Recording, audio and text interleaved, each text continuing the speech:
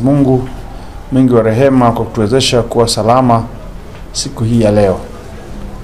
Nipende pia kumshukuru Mheshimiwa Rais wa Jamhuri ya Muungano wa Tanzania Daktari Samia Suluhu Hassan kwa heshima kubwa aliyotupa mkoa wa Iringa kuandaa mashindano ya UMITASHMTA na UMISETA kwa mwaka 2025. Mkoa wa Iringa umetunukiwa heshima kubwa kwa mwandaaji wa mashindano haya ya kitaifa.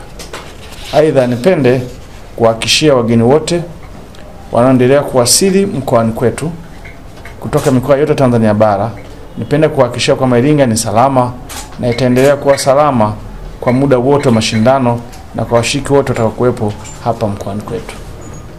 Mashindano haya ya michezo hufanyika kila mwaka, hujumuisha wanafunzi wa shule za msingi na sekondari kutoka Tanzania bara na visiwani.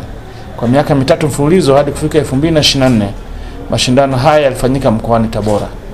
Sasa ni zamu yetu wana Iringa kwa wenyeji wa mashindano haya kwa miaka mitatu ijayo. Ndugu waandishi wa habari, mashindano ya UMITASHMTA na UMISETA yataanza rasmi tarehe 8 mwezi wa 6 mpaka tarehe 30 mwezi wa 6. Mashindano haya yatajumuisha takribani washiriki 10,000 kutoka Tanzania bara na visiwani, wakiwemo wanafunzi, wachezaji wa shule za msingi, wanafunzi, wachezaji wa shule za sekondari, walimu wa michezo, maafisa sekta ya michezo na viongozi kutoka kwenye wizara yenye dhamana ya michezo hapa nchini. Mashindano ya UMITASHMTA yataanza tarehe 8 mwezi wa 6 hadi tarehe 17 mwezi wa 6 na yanatarajiwa kufunguliwa rasmi na Mheshimiwa Kassim Majaliwa, mbunge waziri mkuu wa Jamhuri ya Muungano wa Tanzania, tarehe 9 katika viwanja vya Kichangani. Wakati wa mashindano haya, michezo itakayoshindaniwa ni pamoja na soka wavulana na wasichana, mpira wa kikapu, mpira wa kengele, mpira wa wavu, mpira wa netball.